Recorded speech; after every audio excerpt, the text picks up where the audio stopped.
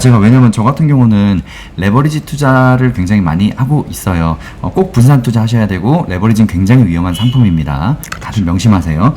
그런데 지금 예를 들어서 레버리지 같은 경우 이제 여러 종목 섞어서 2배, 뭐 아니면 지수를 따라가는 2배 그런 식의 레버리지 말씀하시는 거죠? 그렇죠. 저희 상품 리스트를 보시면은 이제 지수 뭐 거의 대부분의 지수에 레버리지하고 인버스 상품이 있고요. 그 다음에 이제 금이라든가 아니면 다른 커머더티 쪽에서도 레버리지 상품도 있고요. 또 나스닥 같은 경우에 올라가거나 내려가거나 그거에 대한 레버리지하고 인버스 상품도 가지고 있고요. 그래서 가장 이제 홍콩이나 중국 투자자들한테 적합한 그들한테 투자 수단을 제공하기 위해서 만들었는데 사실 홍콩하고 중국에 있는 그 지수들에 대한 레버리지 인버스는 저희가 가장 많이 보유하고 있고 거래량도 가장 많죠.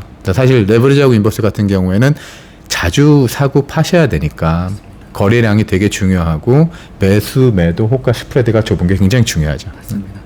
네. 그리고 또 궁금한 게 아까 비트코인하고 이더리움 이야기 하셨잖아요. 네. 사실 저희 채널에서는 코인 투자는 아예 그냥 얘기도 안 하고 있는데 네. 그래도 젊은 분들이 혹시 또 보시는 분들이 계실까봐 좀 여쭤보려고. 네. 비트코인 같은 경우는 예를 들어서 ETF 지금 미국에서도 이거 이제 통과된다 안 된다 운용사별로 엄청 이슈되고 있단 말이에요. 근데 중요한 거 예를 들어서 비트코인이 ETF로 제대로 이제 자리를 잡으면 여기다 분명히 레버리지 할 거란 말이에요.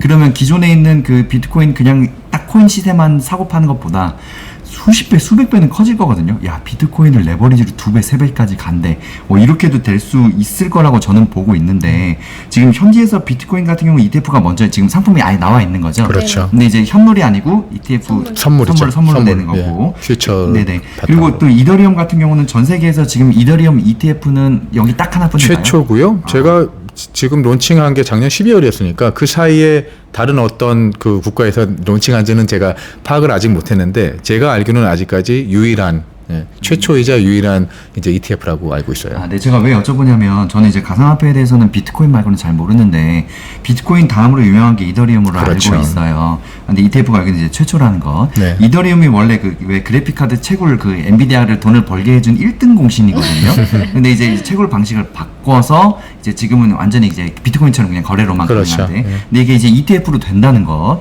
이게 상당히 좀 센세이션한 게 될 수도 있거든요. 코인 투자자분들한테는. 그렇죠. 근데 이제 비트코인 같은 경우는 이제 여기서도 많이 상장이 돼 있고 나중에 레버리지로도 또 나올 수도 있을까요? 어떻게 보세요? 쉽지 않을 거라고 보고 있어요. 왜냐하면은 그 밑에 그 추종을 하게 되는 이제 종목이죠. 그 종목에 대한 변동성이 굉장히 크기 때문에 엄청나죠. 이거에 대한 레버리지나 인버스로 해서 마이너스 1 그거는 가능성이 좀 더 많다고 봐요. 하지만 그거에 대한 레버리지를 준다든가 반대 방향에서 마이너스 2라든가 아니면 곱하기 2라든가 이런 것들이 나올 가능성은 상당히 희박하다고 봐요.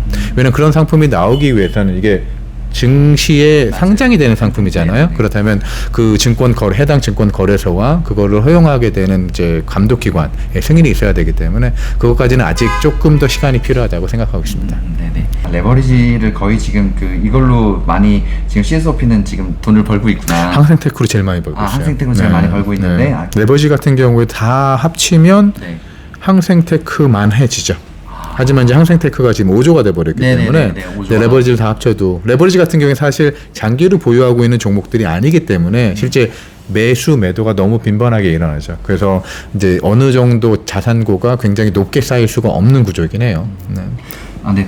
또 지금 레버리지 계속 이야기하셔서 한국에도 이렇게 국민연금처럼 기관 투자자가 있듯이 홍콩이나 중국에도 기관 투자자들 있잖아요. 그렇죠. 기관들도 혹시 그 레버리지 상품 투자하나요? 어떻게 돼 있나요? 기관들의 성향에서 따라 다르거든요. 어떻게 보면은 이제 대부분 기관들 같은 경우에 자기가 일임이라는 얘기는 자기의 어떤 투자자가 한정돼서 한 분한테 그 투자 가이드라인을 통해서 이제 투자를 하기 시작하죠. 기관들은 아니면 자기의 고유 계정이라든가 그런 분들은 좀 더 공격적인 성향으로 갈 수가 있죠. 왜냐하면 자기 고유 계정에서 리스크 매니지먼트, 위기 관리에서 이거를 허용하느냐 안 하느냐의 측면이 다르고요. 그러면 실제로 레버리지하고 인버스로 들어오는 기관이 이제 저희 한국에도 사실 레버리지하고 인버스로 들어오는 기관들이 있고요. 물론 그 수가 많지는 않지만 홍콩은 그보다 좀 더 많이 있다라고 보고 있어요. 네, 전통적인 헤지펀드 같은 경우에도 사실 헤지펀드 같은 경우에 가장 큰 전략이 롱숏 전략이잖아요. 근데 저희가 봤을 때 숏을 하려 한다는 얘기는 이제 실제 시장에서 그거를 구해야 되고, 근데 그 종목들이 굉장히 비싸게 거래된다 할 때, 다만 인버스를 통해 가지고 원하는 숏 전략은 아니지만 비슷한 숏 전략 익스포저를 갖고 갈 수 있죠. 이제 그런 기관들에서 많이 빌리기 때문에 저희는 기관에서 이제 오는 수요가 있다라고 보고 있고요. 그 규모는 그다지 많지는 않지만요. 네.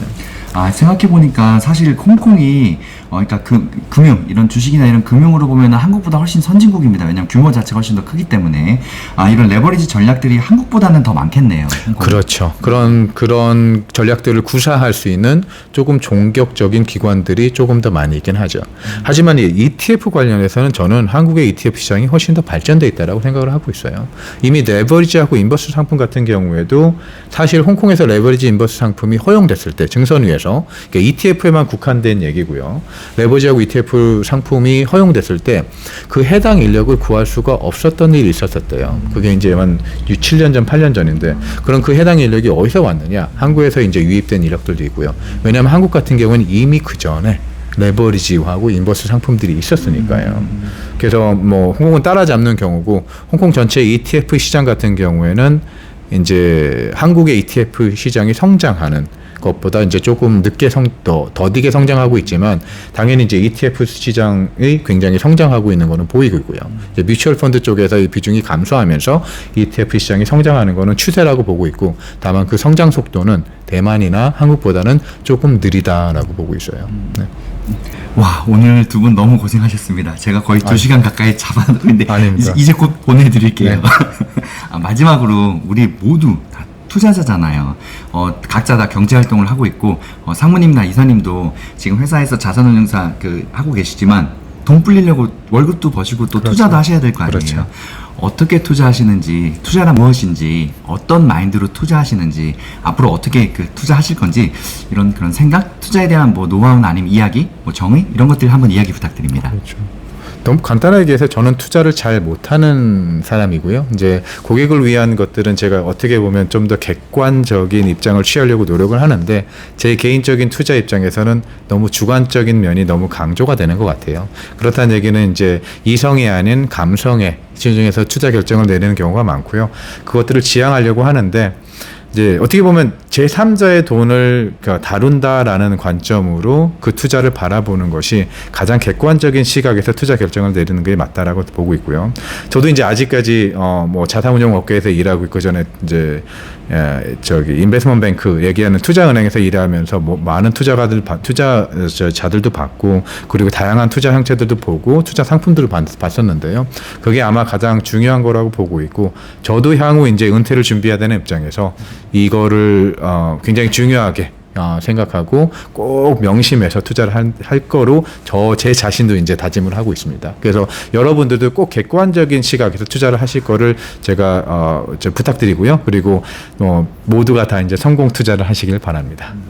네, 지금 투자에 관한 마인드 중에 진짜 중요한 이야기 하셨습니다. 객관적인 투자를 하라. 감성적인 투자를 꼭 피해야 된다. 사실 제일 좋은 말씀이고 제일 정확한 말씀인데 가장 하기 어려운 방법입니다. 그렇죠? 내 돈 100만 원만 들어가도 예를 들어서 뭐 어떤 주식이 있는데 보는 이게 완전히 달라집니다.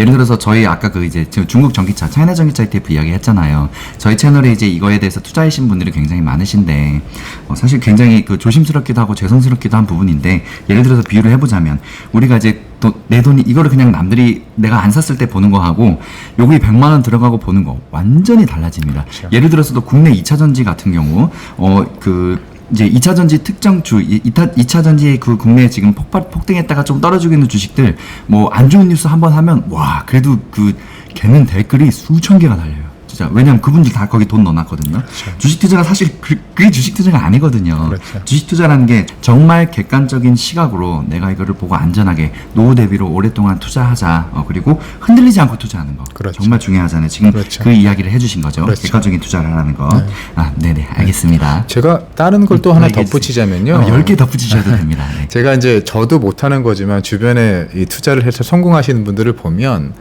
어떤 공통적인 특징이라기보다는 제가 가장 이제 친한 분들 중에 독일 분이거든요. 투자를 굉장히 성공적으로 잘 하시는 분이 있어요. 그분이 어떤 식으로 투자를 하면 사실 자기의 지인들의 돈과 그 다음에 가족들의 돈을 매니지 하시는 펀드가 있더라고요. 그게 이렇게 합쳐지면서 어떻게 보면 그냥 자기 돈만으로 내리는 결정보다는 한 번 더 생각하게 되고 왜냐면 사실 책임감이 따르잖아요. 그리고 펀드 매니저 같은 경우에도 고객 돈을 다루게 되니까 거기서 이제 펀드 매니저 우리가 얘기할 때 그 책임이 이제 굉장히 중요하다 보니까 더 신중한 결정을 내리게 되고 그리고 위험한 상품에 덜 들어가게 되고 그것도 어떻게 보면 반복 중에 하나라고 생각을 하거든요. 이제 저도 뭐 노력을 많이 할 테니까요. 이제 시청자분들도 좀 더 노력을 많이 하셔가지고 좋은 투자를 하셨으면 좋겠습니다. 네, 오늘 좋은 말씀 감사합니다. 네. 네. 어떻게 투자하는 게 좋을까요? 제가 어떻게 투자를 하면 좋을까요에 대한 답변을 제대로 드리지는 못할 것 같고 아마 저보다 투자를 잘하시는 분들 정말 많을 것 같아서 근데 투자란 나한테 무엇인가 라고 물어보신다면 저한테는 투자란 꿈이다. 예를 들면 경제적 이제 투자를 하면서 많은 거를 꿈꾸게 돼요.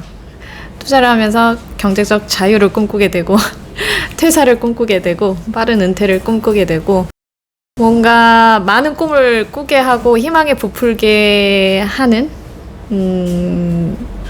거다. 그래서 투자란 저한테는 꿈이다. 지금 너무 좋은 말씀해 주셨습니다. 사실 우리 모든 사람이 이 유튜브를 보고 계신 모든 분들이 하는 목적은 단 하나입니다. 이 꿈을 갖고 투자하는 거예요. 내가 미래가 비참하지 않고 내 미래의 행복한 미래를 위해서. 그래서 이게 이 꿈을 갖고 투자하는 건데. 제가 네. 말씀 중에 죄송한데 괜찮습니다. 덧붙여 주세요. 네. 인간이란 동물은 꿈, 미래, 희망을 보는 동물이라고 생각을 해요. 그래서 제가 만약에 내가 오늘 감옥 안에 있다고 해도 내가 10일 뒤에 나간다고 생각하면 나는 오늘 행복하지만 내가 오늘 밖에 있다고 해도 10일 뒤에 감옥으로 들어간다고 생각하면 불행해지듯이 우리 현재를 즐기면서 현재를 보면서 살아라고 하지만 인간의 본능, 본성이라는 거는 미래지향주의적인 미래의 꿈을 갖고 사는 그런 동물이라고 생각해서 투자를 하는 지금 현재의 이 투자 환경, 투자 모습보다 미래에 내가 갖게 될 그 어떤가를 위해서 지금 투자를 하는 거니까 그런 걸 본다면 꿈이 맞는 것 같아요. 네, 진짜 좋은 말씀 해주셨습니다. 사실 아까 방금도 얘기했지만 우리 모두가 꿈을 갖고 투자하는 겁니다. 욕심을 갖고 투자하면 안 되죠. 그렇다. 그 말이 맞는 것 같습니다. 욕심이 아닌 투자는 정말 저한테 좀 꿈을 꾸게 하는 그런 것 같습니다. 네, 알겠습니다. 힐링 가족 여러분, 오늘 준비한 소식은 여기까지고요. 오늘 좋은 말씀 해주신 두 분 감사드립니다. 오늘 나와주셔서 감사합니다. 감사합니다. 네, 수고하셨습니다. 아웃트로 너무 좋다. 우리 항상 딱딱하게 끝났거든요. 아주 좋아요. 감사합니다. 감사합니다.